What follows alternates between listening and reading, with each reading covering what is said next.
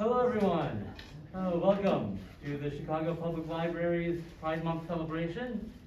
We are here to celebrate history, art, and culture. As part of that, we would like to present to you this LGBTQ comic creator panel. Comics are a valuable art form and have served and continue to serve as a great medium for LGBTQ plus representation and stories. We have asked 3 local LGBTQ plus comic creators to discuss their work and creative process. We will reserve some time at the end for questions from the audience. My name is Devin Whitlock. My pronouns are he, him, his, and I will be providing a brief historical overview and moderating this discussion. My pop culture criticism has appeared on Comicosity, Geeks Out, and Medium. I help run the Chicago Public Library's Adult Graphic Novel Discussion Group, and recently started Devin's Chicago Comics Book Club Digest on Substack. I would like to first introduce our panelists. Can you please tell us who you are, a little bit about yourselves, and what was the first LGBTQ plus comic or comic book character you ever read or experienced? My first really gay comic was Enigma by Peter Milligan and Duncan Fegredo, published by Vertigo. Hi everybody, I'm Whitney Wasson. My pronouns are they, them, theirs. And I draw a comic called Sober Rabbit, which started as a webcomic on Instagram and has sort of morphed into a more DIY mini-comic zine territory. It's about recovery, mental illness, queer stuff. And I think the first comic that I ever read that I interpreted as being queer would have been like Giant Size X-Men. It wasn't explicitly about gay relationships or queer relationships, but the costumes, the relationships, and I think that that feeling of the mutants being outsiders was something that just made me, a fairly closeted kid in the South, be like, oh, I'm an outsider too. I don't quite understand why I feel that yet, but I sort of felt that with the mutants. So. Yeah, X-Men are very, very gay. Yes, they really are. Hi, I'm Pam. I go by they or she, and I make the webtoons, The Witch of Luminosa, as well as Como Termina la Canción.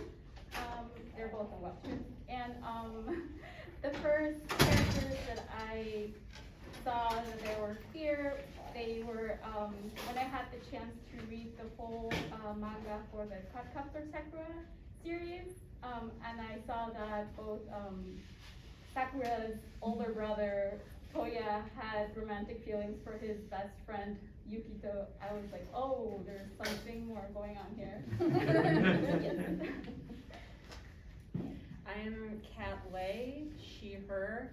I am a writer and artist for comic books. I've got Snapdragon, sort of the writers for Lumberjanes and artists, and then this is my other graphic novel, Thirsty Mermaids. All are queer, just like me, and they always, everything that I write will be. I have been asked this question before, and I struggle to remember the first instance where I read a comic and I recognized queer characters. It took me a pretty long time to realize I was queer, so I didn't have like an aha moment with comics, but the webcomic You May by Rose Larian was pretty epic, and it was explicitly queer in a way that I had never seen before. So that's kind of the first one that comes to mind. And I remember the first published comic that I read with gay characters was The Authority, which is really not like a great entry into queer characters, but they were explicitly queer in that book. Oh yeah.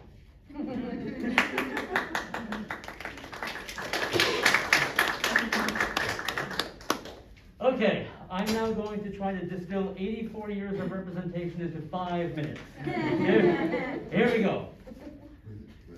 For some comics historians, the Axis spies Sandjack from the Terry and the Pirates comic strip and Ma Hunkle's Red Tornado, both male-presenting female characters from 1939, are considered the first LGBTQ plus representation, or at least the first gender non-conforming representation.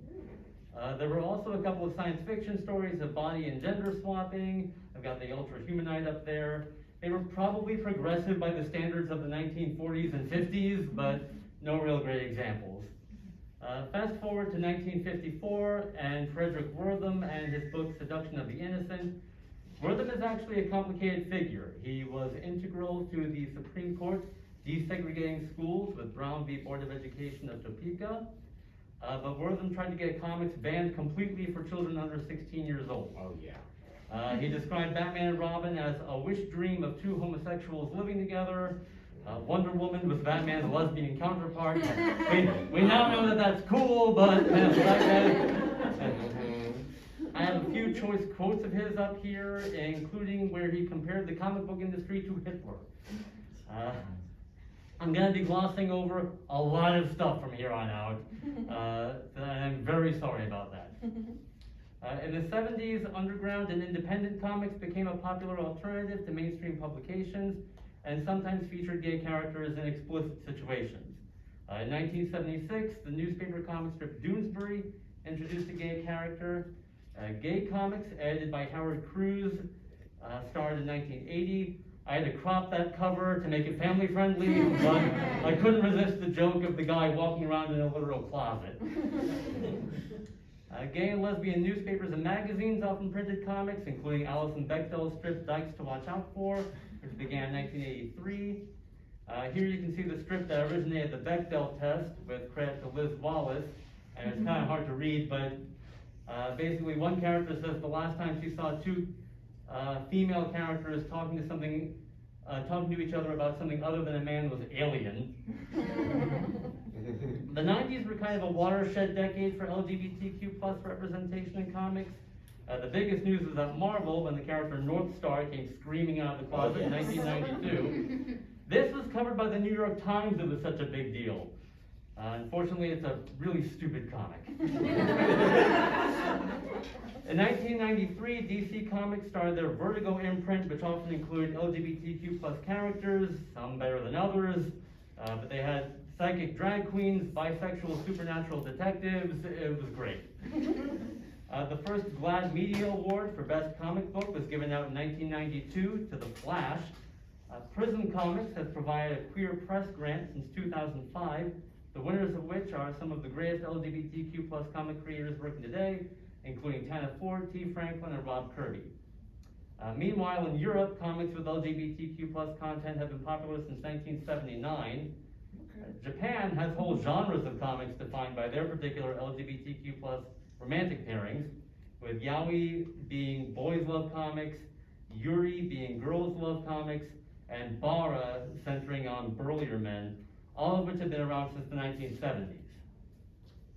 The 21st century has seen an explosion of new LGBTQ plus characters in the pages of mainstream American superhero comics.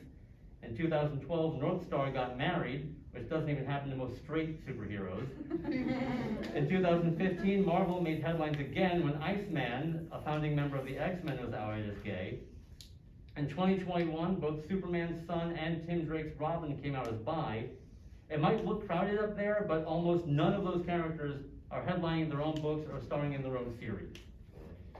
The advent of webcomics allowed for more exploration of LGBTQ plus content. Some of the biggest best-selling comics of recent years have been ones that have LGBTQ plus main characters or themes.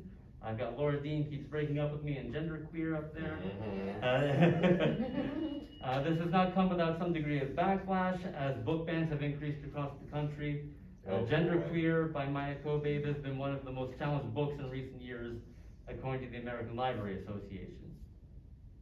In 2015, FlameCon, which bills itself as the world's largest LGBTQ plus comic convention, started meeting in New York City and has grown steadily every year. And just a few days ago, QCon, a new LGBTQ plus comic convention, was held in West Hollywood, California. How am I doing on time? Okay, well, I have a list of stuff I didn't get to on this next slide. Just screenshot it, Google everything on there. I could talk about anything on these for the full hour. So I should stop now and turn things over to a panelist.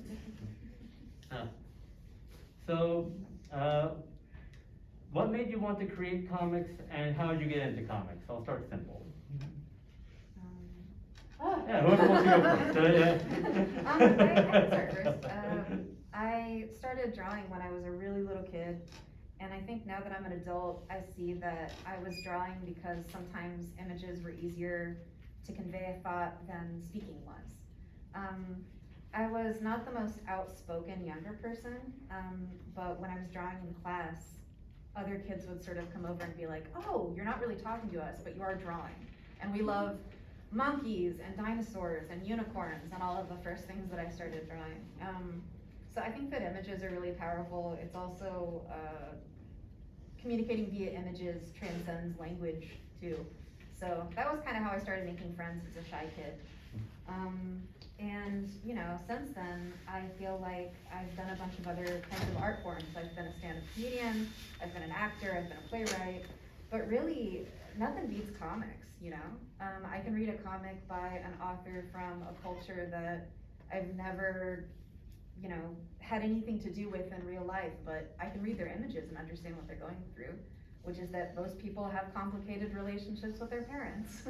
Most people want to make something of themselves, but sometimes you feel shy, you know? So I just think comics are this wonderful democratic medium of sharing ideas, and it's also just fun to laugh, and I think that the comics that I enjoy the most do both things. Make you feel, you know, levity, make you happy, but then also they can tap into something that's really heartbreaking because those images do get to you. Images of feeling hurt or feeling lonely or missing people, you know. Comics are just so powerful. So I rambled on, I hope that made sense. No, absolutely, yeah.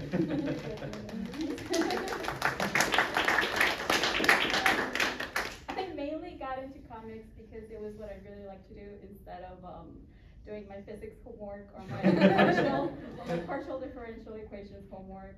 I took the plunge into making comics because I was inspired mostly by the webcomics I saw online, which had a huge diversity of genres and characters and all of that. So I saw the possibility of what I could do, and I took the plunge and started my own webcomics.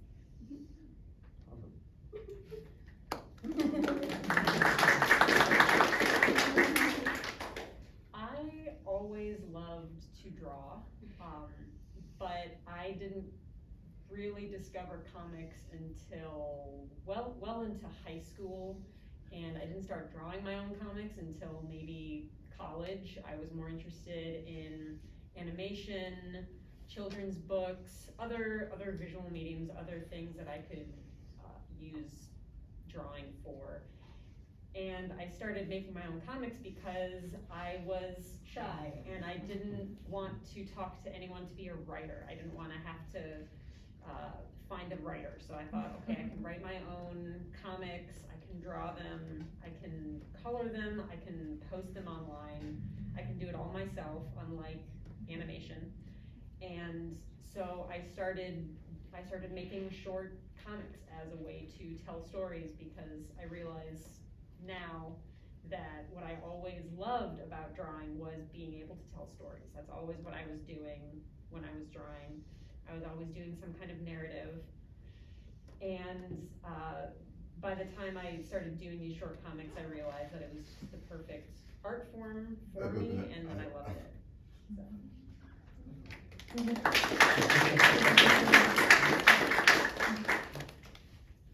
Awesome, thanks. Yeah, if you make it happen yourself. That's you know, like a theme I'm seeing it. And so, in that regard, like, do you feel like pressured in your work to present like a broader spectrum of the LGBTQ plus experience? Do you make your work explicitly queer, or is it you know, not a consideration at all? You're just strictly concerned with making great comics. Yeah. We'll come back. Well, yeah.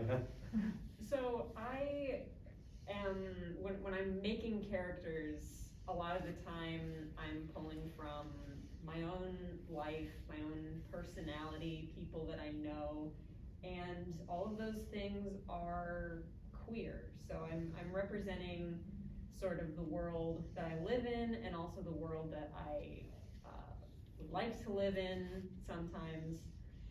I've certainly made an effort to include more trans characters because I know that that representation is it's not very well. It's not quite there yet, and yeah, I don't feel pressured to do it. It's something that I find great joy, and I feel like it's a privilege to write these stories that people really resonate with. I think we could always use more trans characters in here. I think that's great. I think it always boils down to personal preference, which is like it's just that as an artist or as a person, you gravitate towards these queer characters more. It just happens to be queer characters for me, right? So I just gravitate more towards them. But it's always gonna be like someone's gonna like not everything has to be. Not all the characters have to be gay, and I'm always like going like not every character has to be cis or heterosexual, right? So it just boils down to personal preference for me, honestly. Yeah, I mean, my main project right now has animals, and so there isn't such a direct, pressure maybe that other people do to represent relationships because, rabbits, pigeons. I don't know the intricacies of their romantic lives. But I think that as far as gender representation, I am striving as a non-binary artist to insert more of a middle ground, right? Characters who are trying to figure out where exactly they are on the spectrum. Is there a spectrum? There isn't a binary. So that's something that I'm thinking about more, and I do have a character, Shelby the squirrel, who's sort of striking out in dating, and I think it's I like showing complexities in queer relationships versus the kind of trope of things being tragic or some big sweeping romance. So I really want to sort of show that middle ground. So I'm thinking about that a lot now. You mentioned the anthropomorphic animals, perfect segue. Yeah, but like Tam and Kat, you write a lot of fantasy comics, and I was wondering if there was something about that genre in particular that appealed to you. Do you think that it's like specifically for comics, or?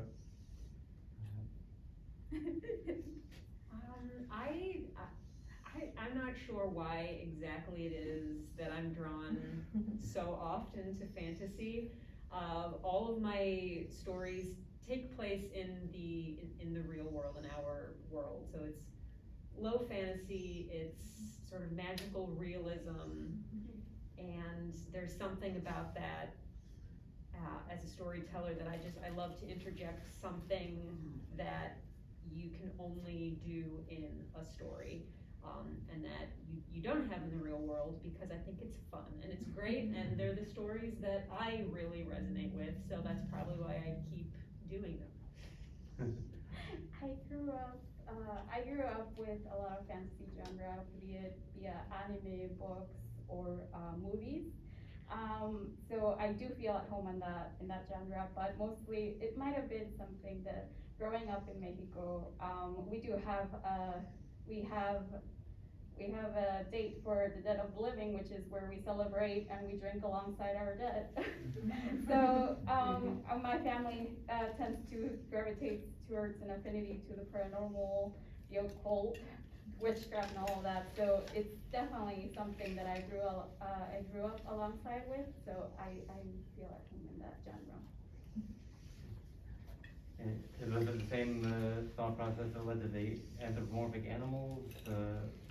I think rabbits are easier to draw than people. Part of it. But I also think that having that fantasy element of, like, while my comic is more kitchen sink realism, it does have moments of magical realism, because that's the fun thing to do with comics, right? Like, that's why I read them anyway. I want an escape from reality, so. If you can draw it, it can be in the comic. Exactly, yeah. Now, you've all talked about being on like Webtoon or online, or You've also like traditionally published comics. Can you elaborate a little bit about like maybe what differentiates those experiences, print versus digital, or? Sure, if I can, basically, as someone who grew up, in Mexico, we didn't have many libraries, so I can tell you that, webcomics and webtoons, they open a door for, children that may not have, the ability to get a physical book, but they can get online and they can search for any kind of story that they might be interested in. But with books, especially, if it hadn't been for libraries when I came to the US, I wouldn't have been able to read, the whole series of Cardcaptor Sakura. I wouldn't have been able to, read more books, more fantasy books like Diana Wynne Jones, which turned out to be one of my favorite authors. So libraries, are definitely, like what's keeping us holding me, holding that threshold for kids to get a hold of books and, access to like the internet too. So yeah, I think, yeah, there's positions for both of them. I mean, I would say that with the advent of the internet and webcomics, like when I was growing up and finding webcomics, we had dial-up, so it was the only way to really get a story was through comics, and anyone can post their work online, absolutely anyone. And that led to some truly great creators getting their start in the industry and getting their work out there. It's how a lot of queer stories were told. Different people of color were able to get, their work out there where they previously wouldn't have been able to contact a publisher. There are some companies that don't take unsolicited manuscripts for comics. That's true for books and other things as well, but there are huge barriers, or at least there used to be much higher barriers to getting your work published. So webcomics did away with that. It jumped over the middleman, and that's been incredibly successful for so many people, and I'm really grateful for it. And print media also has its place, its value. Libraries being a really good example of a place that you can discover stories that you otherwise maybe wouldn't be able to find on the enormous internet. So I love both. I think the reason I like having a publisher print my work is because I am very bad at promotion, self-promotion. I don't like to tell people to read my books. It's a big flaw if you're an author. So I like having other people kind of handle that for me.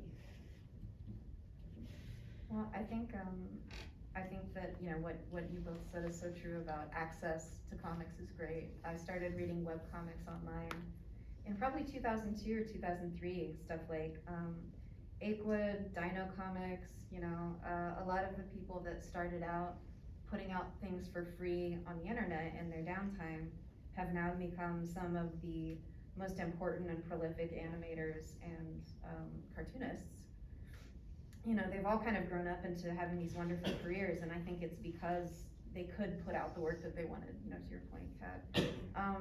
I started my comic on Instagram because the limitations of having a square image meant that I couldn't pack very much in. And I also, as someone who spent more time in active addiction than I did making stuff, felt like I had a lot of catching up to do. So I think that the limitations of different platforms, I know that some people are drawing comics on TikTok and, finding, their audience that way.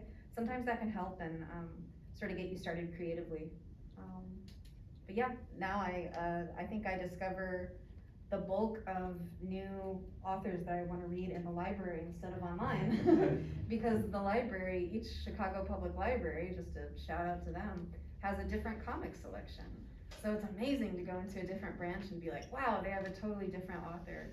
So there's a lot to be said for print, The internet is huge, like you said. The issue of access is, as soon as I downloaded webtoons to my phone, I got more recommendations for comics I'd never even heard of than I think I read in a year.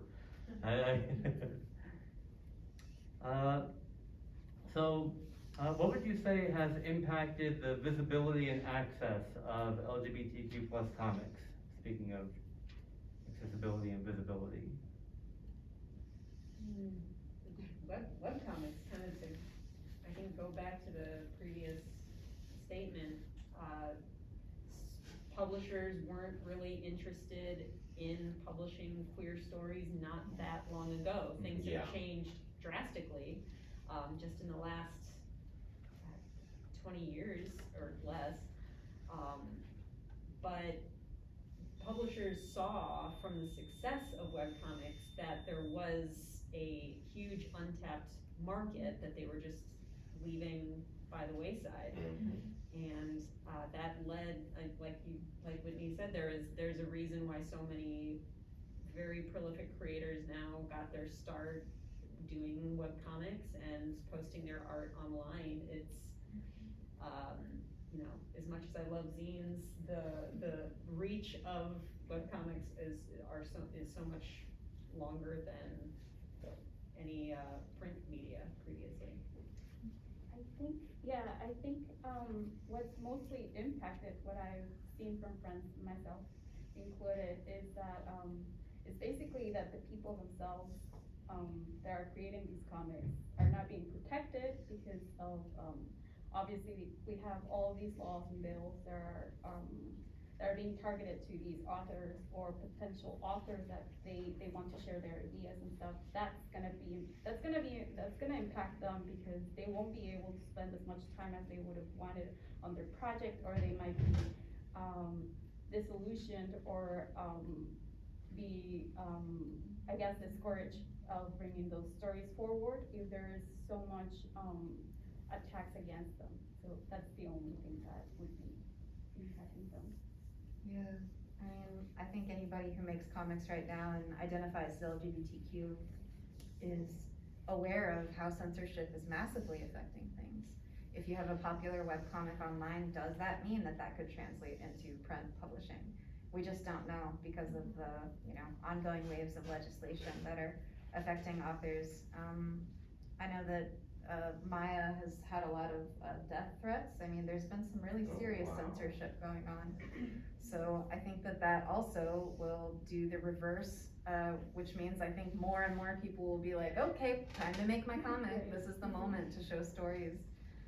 Because representation is really important. I know that if I hadn't seen some authors that stuck their neck out to get their stories out there, I wouldn't feel empowered to work on mine. So then what do you think is the future of comics and inclusion? How do you see LGBTQ plus representation developing in comics? Looking ahead.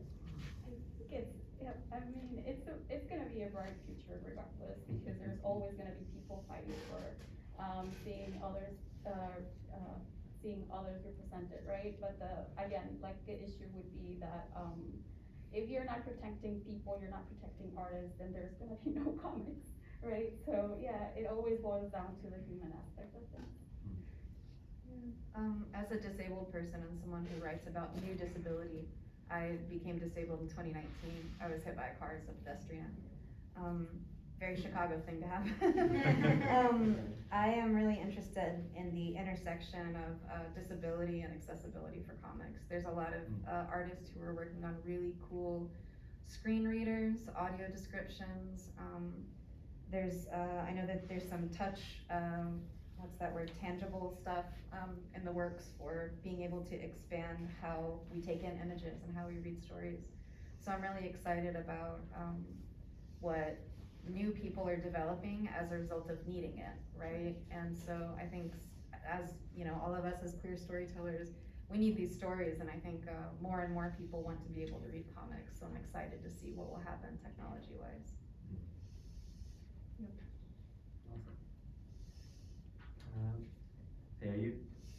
We've mentioned the bills and legislation and the increased attacks on LGBTQ plus visibility, including book bans and, I'm very comfortable. Would you, can you share any negative experiences or challenges that you've had in your comics career? I mean, I've been pretty lucky. I haven't personally experienced any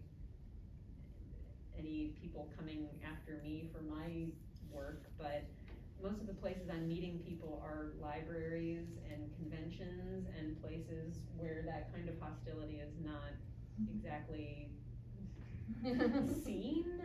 I mean, they're not, perfect places, but people tend to come to events like this with being very earnest and genuine, has been my experience, fortunately. And I will say that for anxiety about all the headlines that we're seeing right now and legislation and poor Maya's book being attacked specifically, showing up to local government meetings and voting locally and paying attention to local elections is one of the best things that you can do. It kind of refocuses your attention to spaces that you can actually have some effect on and do see the effect of actions that you can take directly. Libraries need people to show up for them just so that libraries get budgets. The more people that are checking out books, the more money the libraries get for more services and all the important things that they do. So just like focusing locally on things can be kind of a good way to focus that nervous energy that I know I get when I read these articles. I'm along with Kate. Yeah, I think she said it best. With going out there and showing up for the libraries and for the people that you want to support. I've been lucky that I guess the most negative things are like mean comments or tone deaf comments online on my pages or on webtoons, right? But not gonna lie, it is a little bit discouraging sometimes, as I just started working with my agent and we're pitching a book with an immigrant queer boy. And it speaks as much as about me, right? So it's nerve-wracking to see, is somebody gonna be interested in something that's very close to you or close to your heart, right?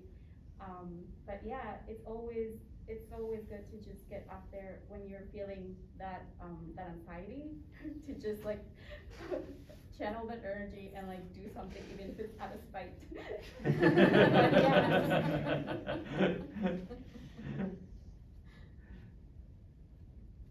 Oh yeah, spite's a great motivator. It is.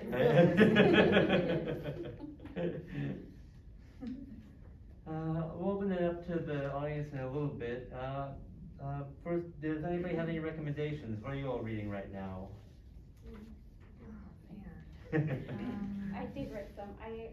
Anything by Mira Ongucha, like Road Queen, Eternal Road Trip to Love, is a really good.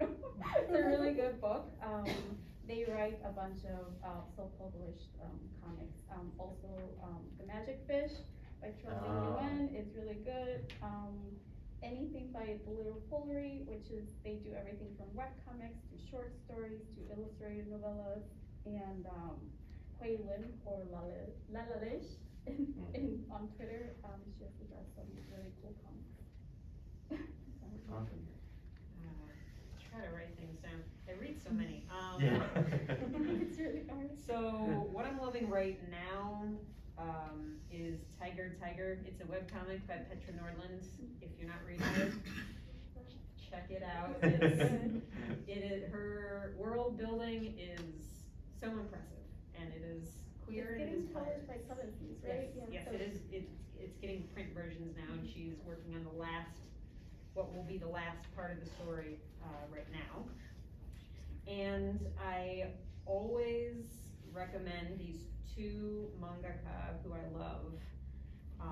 Otsu Hiyori and Takako Shimura are both queer women that write queer stories, and a lot of their stories are short, little anthologies, or short series that I personally love. They're very, sort of just slice of life, sweet, romantic stories that little comfort reads for me. Yeah, I think the last thing that just laid me out, was the comic Stone Fruit by Lee Lai. I also really like Tommy Parrish. I'm always checking up on Simon Hanselman's comics, if anybody's a fan.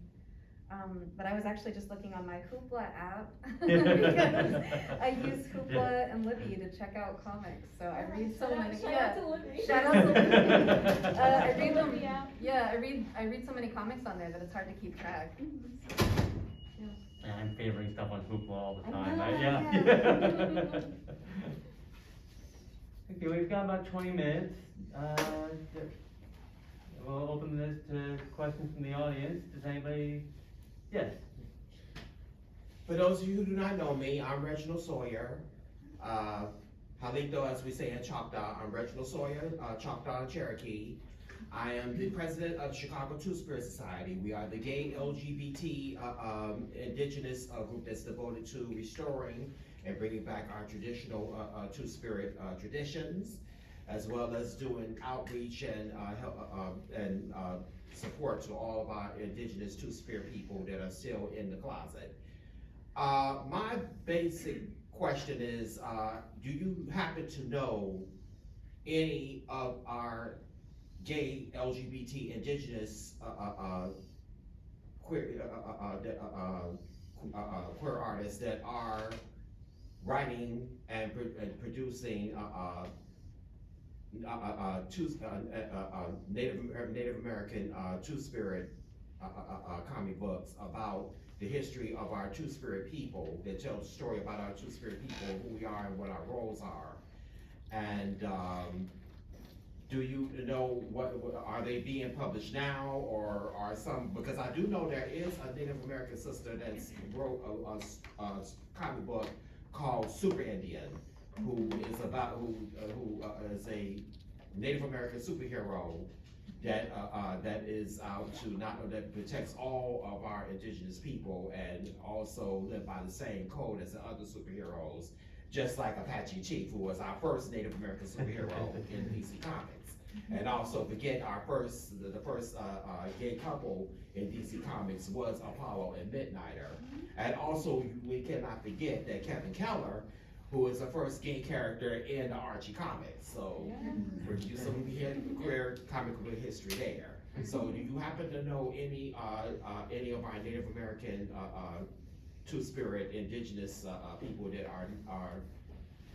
are working on any of our LGBT indigenous comics that tell about our Two-Spirit history, who we are as Two-Spirit people?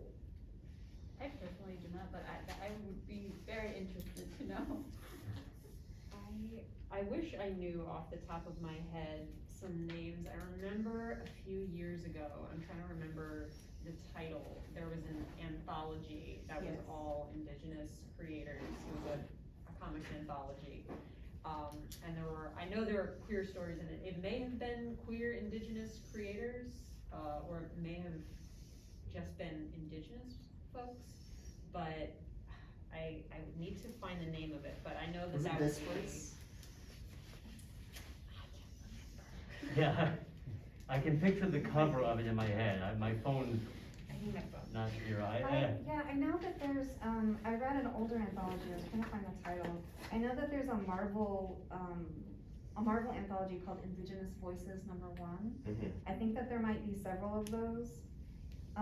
But I personally would love to read more about Two-Spirit experience, and would love to read more authors that have that identity. I think this also like speaks to the issues that grow within comics, that there are some genres and people that lack that type of representation, and that clearly people are hungry and looking for. Yeah. Because one thing about our Native American Two-Spirit people is that in the ancient times of our Native American ancestors, we did not have this gender binary stuff did not exist. Yeah. Okay, because many of our indigenous tribes, we are like my tribe, the Choctaw, we might have 7 or 8 genders. So some tribes had different genders. They didn't have just one gender. The Navajo had 4 genders. The Lakota may have 5, and so on.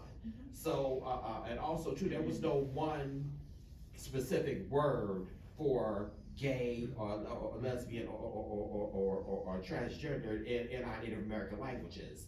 We was just, yes, our Native American ancestors did have a natural understanding of sexuality and gender roles, because they just pointed out that, hey, we are queer, this is just who we are, period. Being different is just who we are, period. Now, the umbrella term of Two-Spirited was started in 1990 to not only identify that there are different types of Two-Spirit people, like there are gay Two-Spirit people like me, and there are bi Two-Spirit people, lesbian Two-Spirit people, even Two-Spirit, and indigenous Two-Spirit people like you all.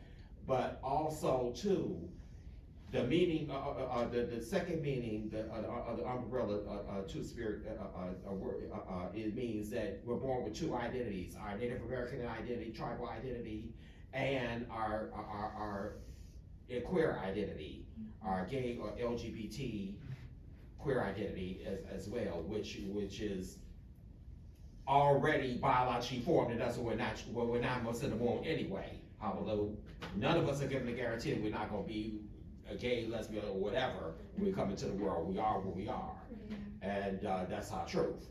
But that is the 2 definitions of, even though we did not have one specific word for gay or lesbian in any of our tribal languages in ancient times, we were very honored and acknowledged and very honored and celebrated for being different, but also very loved, and we're very respected, because we believed that we had sacred powers, and we would create a special creation. I think you can do like a whole panel. Yeah. Thank you so much. Thank you. Thank you for sharing. Nice to meet you. Yes. Hi, I have a question about funding. So we know that art takes money, and I remember reading an article at the start of the pandemic about mainstream publishers and the relationship with libraries, and I guess authors aren't getting as much funding when we do through the library. And I was also thinking about how at the start of the pandemic, there was Patreon is great, but now I feel overwhelmed with all the subscriptions. Is there anything in the comics community to, yes, make the comics more accessible, but also making art more accessible for the writers? Is there an alternative to giving to individual Patreons or buying? Because I can't have so many comics in my house. It's a problem we all have. Yeah. I'm running out of room. Shelf space. Yeah.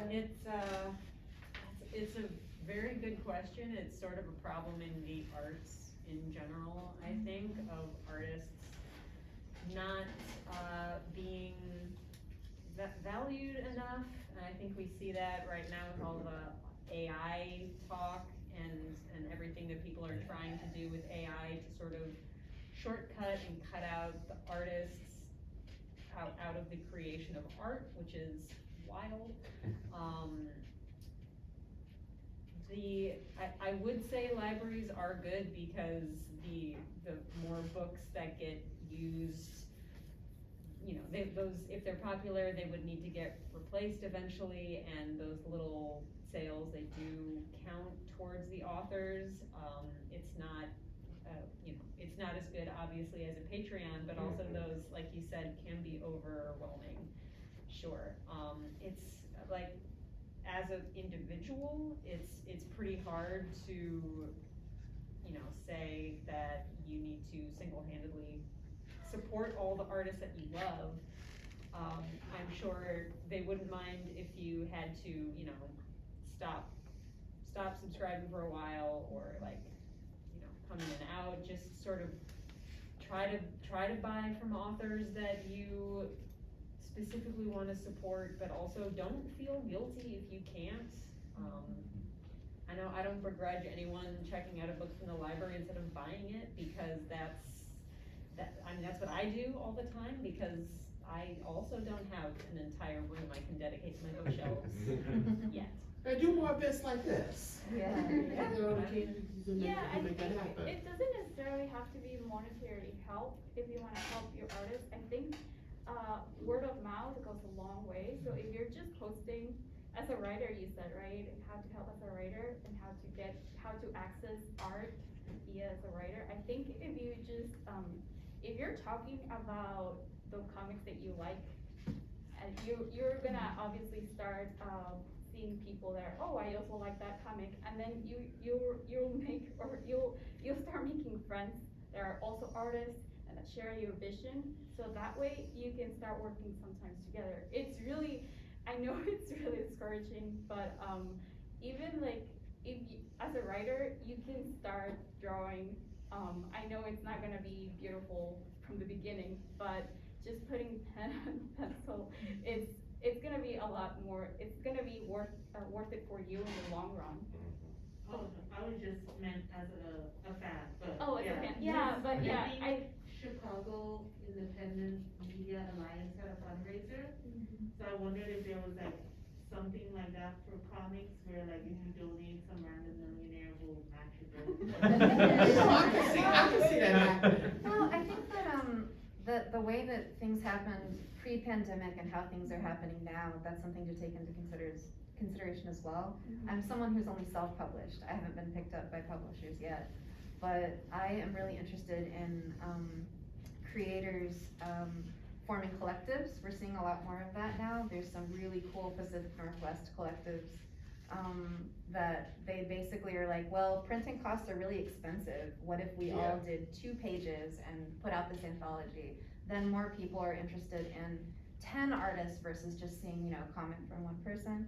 I also have some friends, sort of across the arts, not strictly with comics, who are doing interesting things with Ko-Fi or Buy Me a Coffee and those sites, where, in other words, you're not, you're donating a little bit monetarily a month, but you're not hit with all this content. Instead, you're sort of just saying, I really like what you're doing, I'm gonna donate $1, every month, and then that creator will occasionally send a sticker or send. I'm part of a disabled creators group on Patreon, and we talk all the time about how can we, as people that may not have as prolific an output as other artists, how can we put out content? How can we get our name out there? And to your point, Pam, I think that just telling people about the comics that you love, subscribing, clicking yes to the emails, stuff like that, that word of mouth is really powerful. I would much rather have someone come up to me and be like, I've read your comics for free on Instagram, than someone say, I bought your book once. Yes, in the back. Sort of related to the question of what you're saying about the collectives, a really big comic sort of collective publication, the Nib, that I followed for years, quite recently went under, and it had all sorts of really great minds like Maddie Buchansky, Penny Wells, and I guess what sort of measures do you think, like, those of us who have nothing to do with the comics world, I mean, obviously, other than buying their stuff, what can we do to sort of support those writers in organizing to find a system that is a little more equitable for them? What was the name of the publication again? The Nib, it Okay. was an online sort of like, I don't know if it was collectively owned, but it was an internet publishing comic company that was, unfortunately, I think this month was their last issue. Oh. Well, just to jump in to speak more about the DIY side of things, there's a lot of great smaller conventions in Chicago. There's an event in Logan Square coming up called Zine Mercado that's run by a couple of artists who put out wonderful work, not strictly comics, but zines and that sort of thing. I'm hoping that smaller conventions will pop up instead of it only being this monolith of, oh, you didn't get into Comic-Con, then we don't know who you are. Because Mhm. I haven't had much desire to go to a giant convention because I get overwhelmed easily. So I'm really interested in either people doing pop-up shows with a couple of artists that are their friends, you know, forming a collective to print a zine versus trying to print individual pieces, you know? And I don't know, maybe there should be like a Chicago comic makers group that we all join, like maybe, you know? I think a lot of stores, like comic stores that like connect with local artists are also great, cause they bring into like their scenes and books and stuff. I think that also helps a lot, but yeah, I think the people that are selling or putting the books forward help a lot, because the authors themselves are not gonna be able to reach as many people, but booksellers are doing great work for that. You know, Women and Children First and Mhm. Chicago Comics both have, like local zine Mhm. sections where local artists can sell their zines or self-published books, which is pretty sweet. I'm sure there's loads more, but those are the two that come to mind. Yeah, Quimby's and Howling Pages are in the area, and they're both wonderful places to go. Challengers as well. It's really fun just to Unabridged walk. books. Hmm? Unabridged bookstore. Unabridged Or is fantastic, yeah. I mean, just walking into a bookstore and seeing someone picking up a comic that you like is a great way to be like, oh, we should be friends now, based on you looking at that book. But yeah, finding other comic people is hard, and finding other queer comic people is difficult. Or here's a so. thought, why not do an event like this as a gay LGBT comic book convention at all the different library branches? Okay, Devin, we're gonna do that right now. That's a wonderful idea. That's a wonderful idea. I think that, you know, we're all just. Make sure you have somebody cater the food. Yeah. Done, man. I'd love to do that. Hand up over here. I was just wondering where I could buy the book.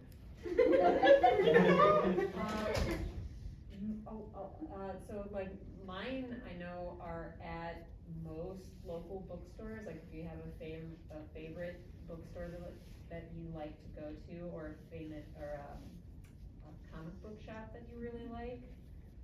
I know my stuff is there. Mine is free, you can read it for free online on Webtoon, so. Yeah, absolutely. Yeah, mine are free online, and then also, Howling Pages and Quimby's. And you can also go to Unabridged Bookstore and Yeah. get your piece of first. Yeah. Where you can find Unabridged is it. great. Yeah, just curious to hear if you've received any harsh criticism or high praise that has significantly impacted your creative process. I mean, not really the criticism part. I tend to kind of forget about that if it's mean spirited. But I meet a lot of kids who like my books, and that's kind of like that. That is the best. So you can't really get better than a little kid who didn't like to read before, and then they started reading comic books, and now they like to read. So that's kind of like Your book is probably out here too, because I just got through reading that a new storybook, Stonewall, that's right out here, and it is excellent. Not gonna lie, like, I think the hardest criticism comes from yourself. As like, if you're writing and you're the artist yourself, it's gonna always come down to like the burnout, or like, just expecting more from yourself, but yeah.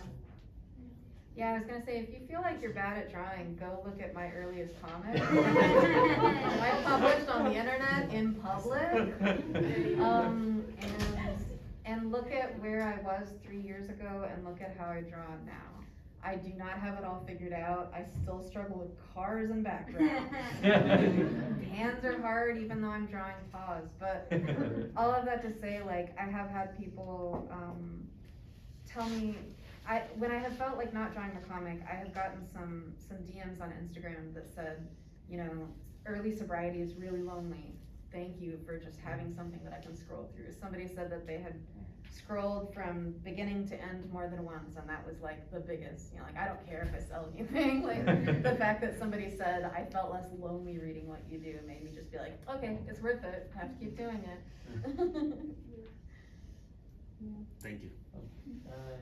What's your favorite part of the creative process? The drawing, the writing? This is gonna sound so weird. But it's like, I guess, like daydreaming and like, it's like daydreaming, like, coming up with ideas of like, I guess, listening to the voices of your little characters, of your fictional characters that you're making up. It sounds very bizarre, but it's like, just coming up with that idea or daydreaming about it and then just putting pencil and you're like, oh yeah, and start, yeah, that's my favorite part. Yes. Probably the process when I finish doing the lines might be my favorite, because that sometimes can be not tedious, but the most time-consuming part of the process. Drawing is definitely my favorite, but yeah, finishing lines feels like I checked something off a list, and I do, I have a list. That might be my favorite part of the process. Sort of cresting that hill. Yeah, it feels like now it's easy. Very satisfying. Yeah, putting the, after I've done, I draw digitally, but I still do the sort of system of penciling and inking, and I feel like once all the pencils are done and I can go back and ink and finish the panel, then that's such a satisfying feeling. So it's like, okay, one little story unit done. We have one more question over here. What would you recommend for people who are like just starting out? Like what should they study, where should they post, and what would you recommend in like looking for an agent or something like that? As a creator, so I started posting on Tumblr and I still do. I don't care for any of the subsequent social medias. So I guess Instagram is very popular for posting comics right now. TikTok too. Pretty good spot. TikTok, didn't know that. Me neither, yeah. Yeah. I think the best advice that I can give to someone looking to start out is to make a completed comic, finish a story. I usually recommend short stories, like 6 pages, 12 pages, even less. Just have a completed comic that you can put out there. You can show it to people. If you go to a convention and are trying to network, you have even, you know, it doesn't need to be printed, but a link that you can show to people that you have a finished project, a finished comic, goes really far to show people that you can finish something, which is something that over everything else, an editor loves someone that can finish something on time. And it also just proves to yourself that you can do it, and then you finish that one and work on the next one, and that's kind of the way I got started, and it's how I recommend it to other people. I think, yeah, it might sound really redundant, but like just making comics is like the best way to start. But like if you like professionally, like you said, like finding an agent and all of that stuff, I recently went through that. So aside from just making comics, yes, but also you put in the work of like, if you wanna find an agent, I found my agent through Twitter, pitch fest or like pitch, hashtags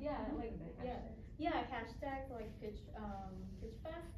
So you might want to look into those. Like there's DV Pit, which is for marginalized voices, and there's like something for you might, I don't remember very well about the other ones, but yeah, you might want to start to look into like Twitter and like TikTok and stuff like that. Yeah, I know that the artist Mari Naomi has a queer artist database. They also have a, I believe like a Black Indigenous People of Color database, and also a disabled creators database. And Mari was at Cake, the convention recently, and said that you know, that's a way that agents look through work, you know, that's a way that readers, you know, potential fans, they look in those databases to find people like themselves, to sort of be like, okay, where do I start? I was looking up this artist on YouTube, just to make sure I had his name right. There's a video called 4 Time Saving Tips from a guy who spent 13 years drawing a comic. And when I was starting my webcomic, I was literally just Googling, like, how do I do this? And this guy, I believe this artist mentioned the idea of finished, not perfect. And that's something that I really, you know, care about with my comic. I would much rather post something that has a lot of mistakes rather than not post anything at all. And I think that the other big thing that I would suggest is just read. The Hoopla app that you can get through the library and Libby. You can look at some of the best comics in the world for free. It takes about 3 seconds to download amazing books. So I would just recommend reading. That's what, I'm new to comics too. I've only been doing it for a couple of years. So reading is the most helpful thing for me so far. And talking to people, meeting people, you know. Well, that's probably the perfect note to end on. We're almost out of time. Can you tell people where to find you? Where they can get, I don't know if all that. It's written down. It's right there. Yeah, Twitter and Tumblr are the best places to find me. I'm really easy to Google, because I'm the only cat lay. Camilla draws on everything, even my website is camilladraws.com, so you Oh yeah, I'm soberrabbit.com and I'm most active on Instagram. Where can we find you, Devin? Yeah, Twitter and Instagram at Devin Agonistes. And my newsletter is Devin Chicago Comics Book Club Digest on Substack. Thank you all so much for coming out. No pun intended. I do have an invitation for you guys. Before you go, I would like to invite you to attend Saturday at Alexia Brothers Bonaventure House, their annual Proud and Sober Gay Pride Party, which is going to be at Alexia Brothers Bonaventure House. They're going to have so much food, like cheeseburgers, hamburgers, brats, everything. You're invited. It's a free event to attend. It is an alcohol-free event, but it's free to attend. They will ask for a donation, but they won't push it, because they don't everybody have it financially like that. But it starts from 3 o'clock to 9 o'clock, and it's at in a parking lot at 825 West Wellington in the parking lot. And it's on Saturday from 3 to 9, and you all are invited to come. And I will be there. And yes, on Pride Sunday, it's possible I will be riding with CTU again on their float. So I will be in, as much as possible, I'll be in a parade on Saturday, Sunday. So look for there, but I'll see you at the party if you can make it. So just come on, enjoy some food, dance, music, and a drag queens will be there. So, and make sure that we stand in solidarity with our queens, because as you all know, because of that stupid anti-bill against our drag queens, and they're messing with our queens, so let's stand in solidarity and protect our queens. So, thank you. Just another thank you real quick, everybody, on behalf of the Rainbow Committee. I'm co-chair of the Rainbow Committee here at CBL. I wanted to comment just because so many people asked about the things that are going on and how to support creators. You all did it today by showing up here. These numbers are how we get more funding. The Rainbow Committee specifically, we actually have sort of an internal unofficial policy that we don't have guests that we don't pay. So, you know, this is a great way to support, and so thank you all for coming here tonight.